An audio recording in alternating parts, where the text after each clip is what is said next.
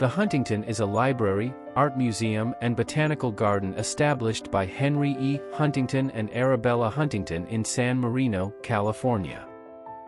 The library has more than 11 million items from the 11th to the 21st century. Researchers from over 30 countries access the collection every year, assisted by over 75 library staff members. The art museum has over 45,000 objects in the collection, featuring British, European, American and Asian art spanning over 500 years. The gardens are spread out over 130 acres with over 83,000 living plants in 16 themed gardens.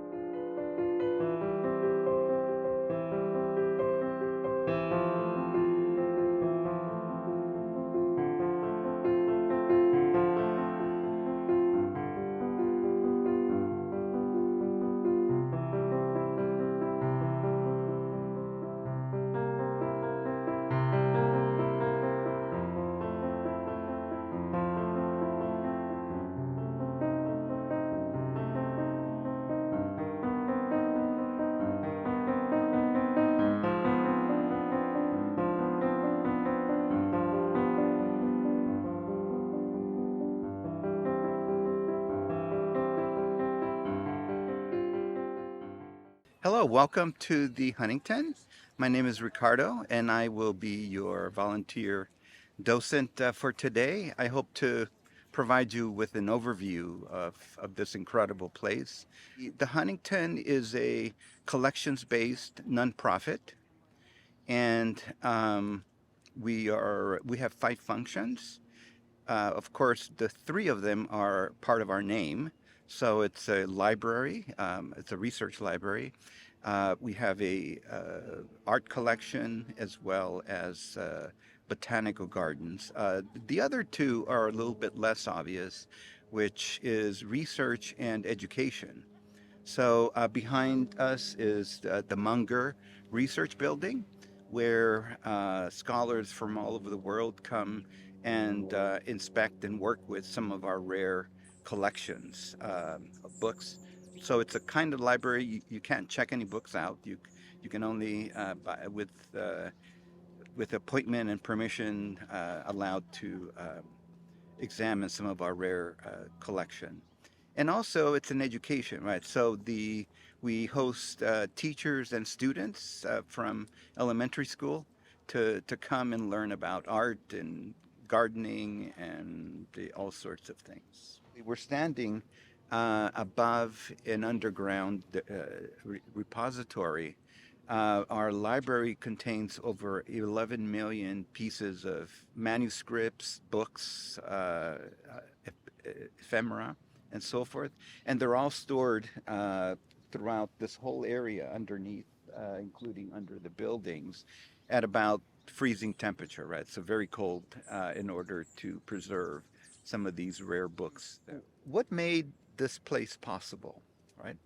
In 1919, Henry Edward Huntington and Arabella Duval Huntington, husband and wife, they established a trust.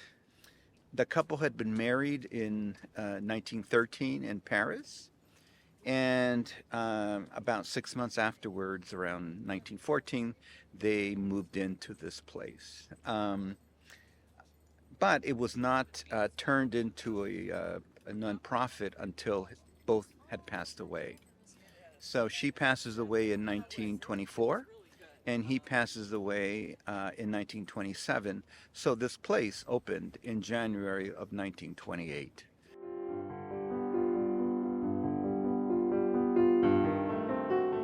We're standing in front of the palm garden, one of the earlier gardens that were established. The Huntington has 19 themed gardens. The palm garden is one of them. In fact, Mr. Huntington was very fond of palms. He loved how majestic and how tall many of these palms were. And in fact, during his lifetime, he had imported over 160 species of palms from all over the world. and he hires a man by the name of William Hertrich, who was a German young German immigrant, to help him run this estate. And so Hertrich then becomes in charge of helping him collect his this incredible botanical garden or gardens. Our next stop is the library. Henry Huntington was a collector. He collected plants and botanical specimens, right? But really, his passion was books. It's built in what's called Mediterranean Revival style. When it was initially built, between the pillars that you see there, they were actually windows that have now been covered. Our current library houses over 11 million books, as I was saying earlier. Books, manuscripts, photographs, and so forth. Um, but only about 150 or so of these rare books are on display. We have one of the rare collections of Shakespearean folios printed during his time in the early 1400s. What placed Huntington kind of on the maps of book collecting was his purchase in 1911 of the Gutenberg Bible. So we own one of 12 Gutenberg Bibles that were printed in vellum, right? Vellum is made from the intestines of sheep, I believe. You know, they're curated, dried, and they last forever, unlike paper that breaks down. It was printed in the 1450s, if you can imagine, right? So it's already over 600 years old. Um, and it's a 42 line Bible. It was printed in Latin Vulgate, right, which was kind of Latin that was more for everyday use. And Gutenberg, what he did was that he would print the page and then sell the pages just by themselves, right, unbound. And then later, whoever purchased it would then add decorations on it. So you'll be able to see some of the decorations on every single page. Um, it's several volumes long. It's the Old Testament and the New Testament.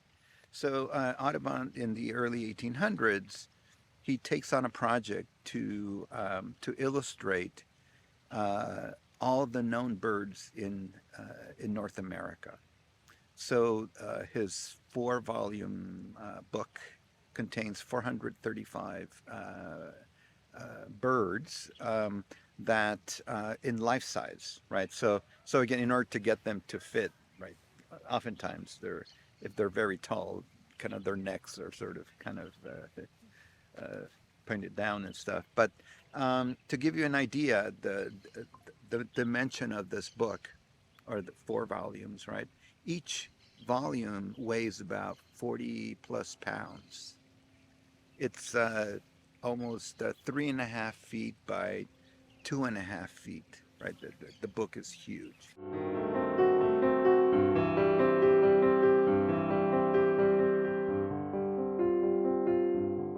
So this is the mansion, the original mansion, now converted to the art gallery.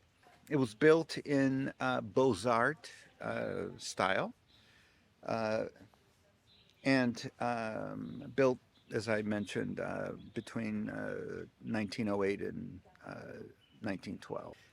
And so this is one of 3 residences where Arabella was not very fond of Southern California. She thought it was too hot, and it was a cultural wasteland, because she was used to Paris, she was used to New York City, and again, at least in the early 20th century, LA was not a bastion of culture.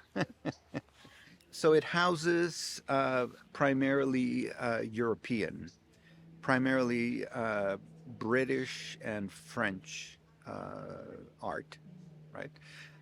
There's an exquisite collection of French pottery, porcelain pottery from the 15th, 16th century from Sèvres, France.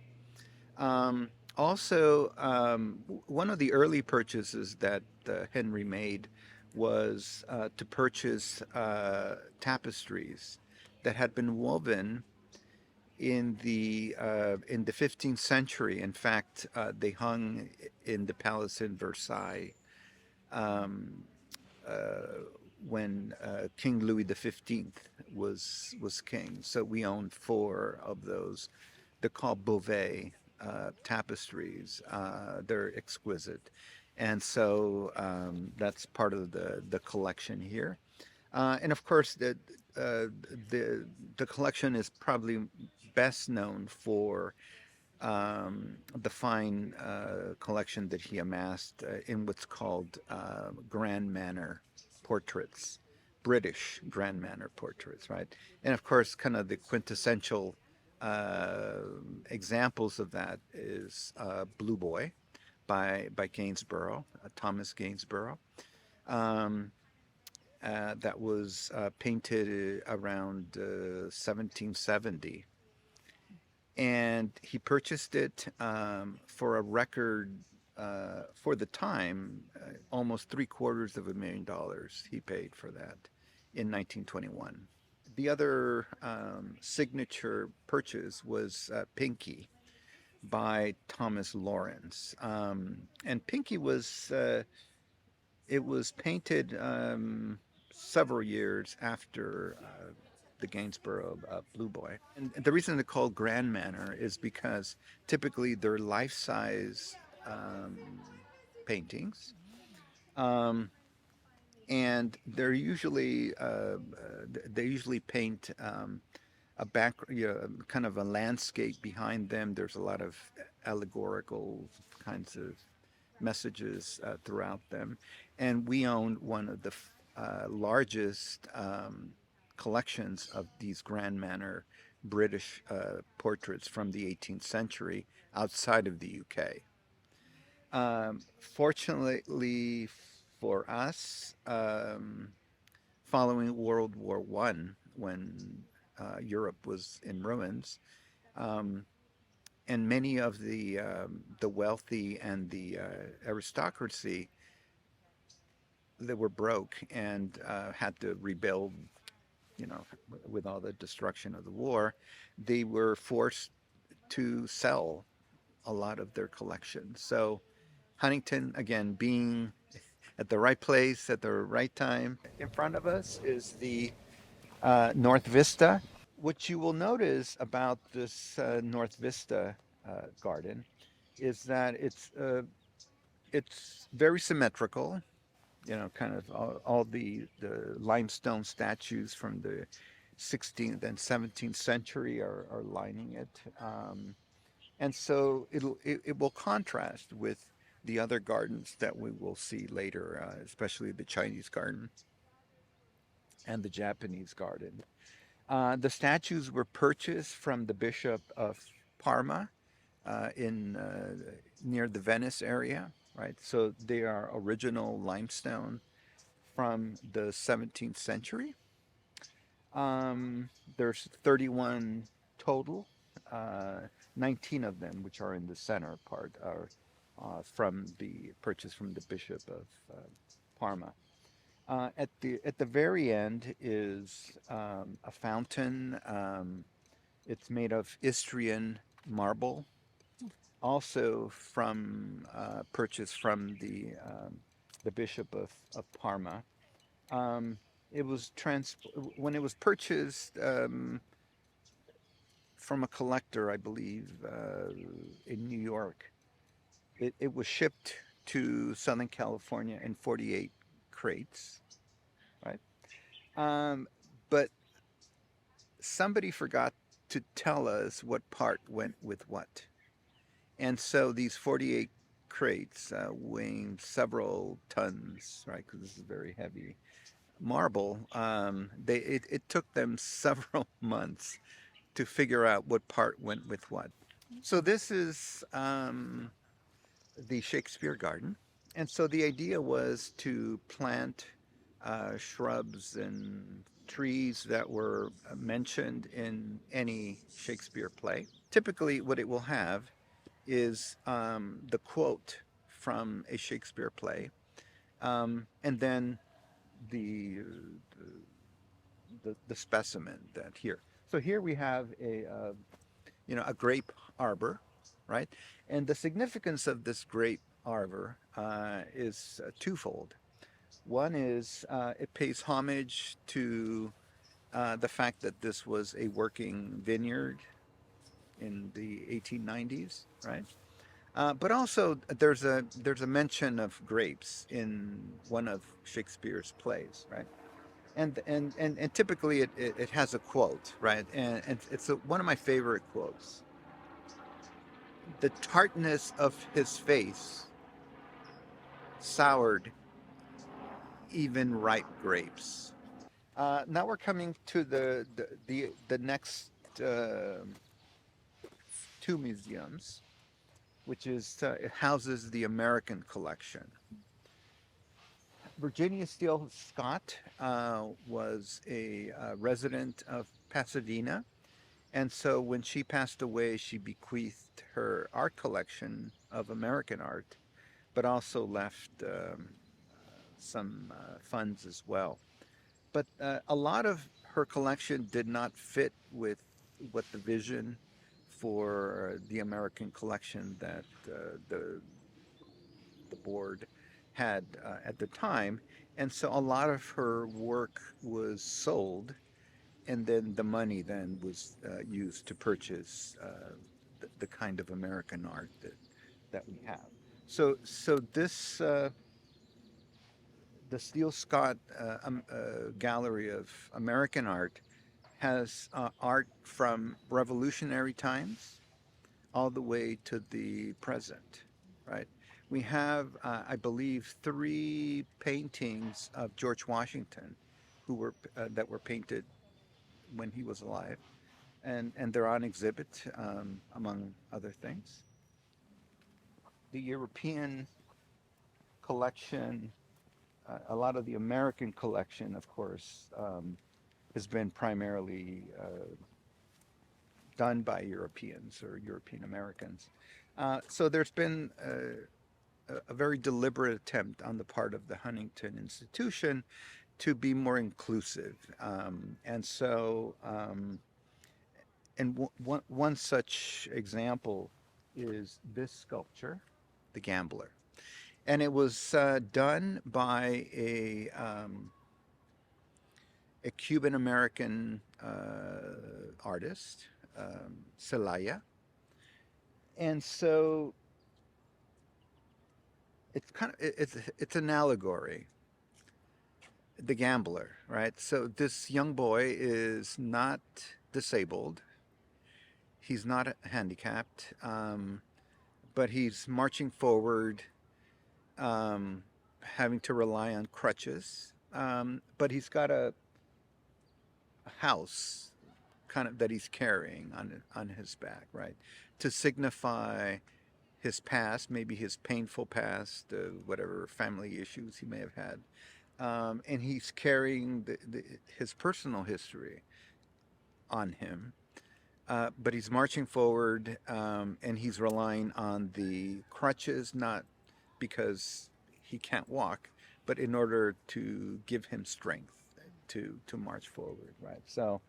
So again, and I love the title, The Gambler, right? We are all gamblers. We're not guaranteed anything in life other than death and taxes.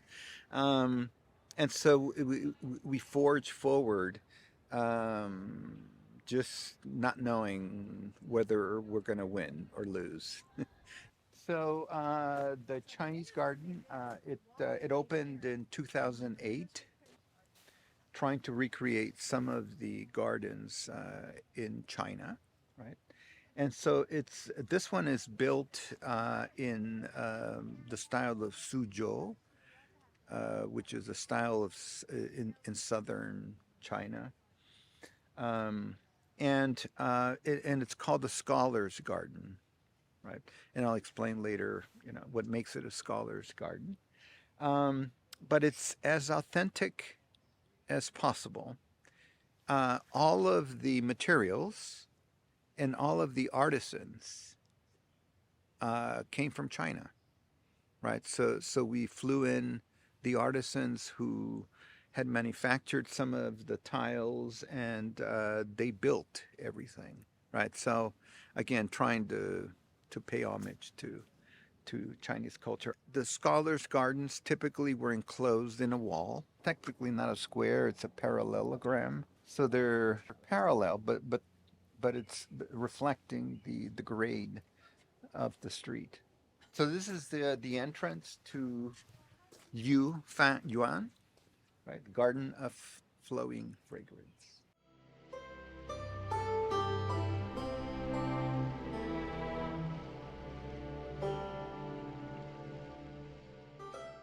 This is built in the style of as I mentioned before, of a scholar's garden, and there are 5 elements that make it a scholar's garden.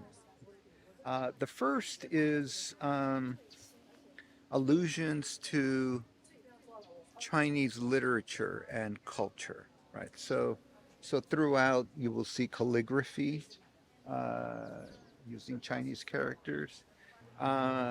Green, or the plants. It also includes rocks were brought from the Tai Lake in southern China. And then the 5th element is the architecture. The lake is stocked with carp, not koi, by the way, because koi is a Japanese term. In Chinese, it's li yu. Li yu would be the equivalent of koi. These goldfish, carp, right, were bred for certain colors and so forth. Penzai, which is the Chinese term for tree sculptures that are on a tray. So that art form was invented by the Chinese in the 1st century.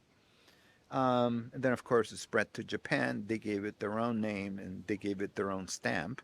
But originally, the art form is from China. So tea actually comes from a leaf of a camellia. So the species that's used for tea is the Camellia sinensis. Sinensis is the Latin word for Chinese, right? And you probably are familiar with black tea, green tea, white tea, right? All from the same plant. White tea comes from the newly developed leaves, and they just pick the little tip. Green tea, of course, is the sort of the mature leaf, right? When you put it in water, it turns green, right? What makes tea black is that it's fermented. So that same leaf is fermented, and it turns it black.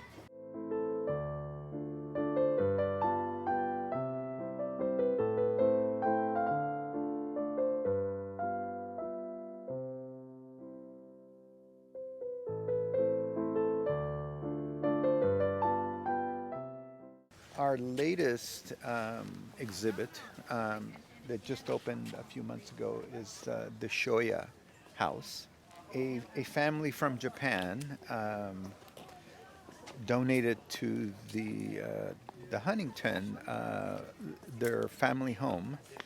The home is more than 320 years old. It was built in Japan, of course, deconstructed there and brought here, and it's been reconstructed, and now the exhibit just opened. So at the turn of 2 centuries ago, early 1900s, it was very much in vogue to to have a Japanese garden, especially if you were wealthy. And so Henry Huntington then became interested in having a Japanese garden. Called faux bois, fake or artificial wood. It's called, but it's reinforced steel and concrete. But they make it look like a tree trunk.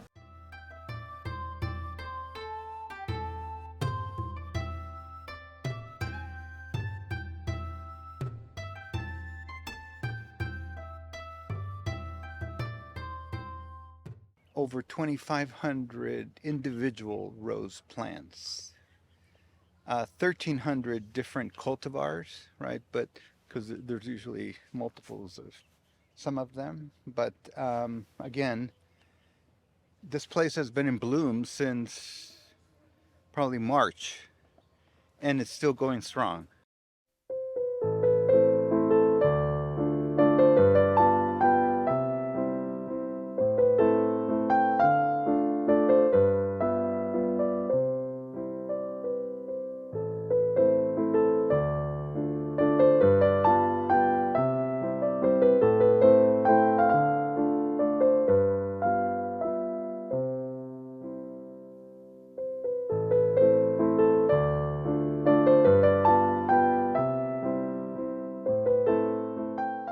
This property opened up in January of 1928.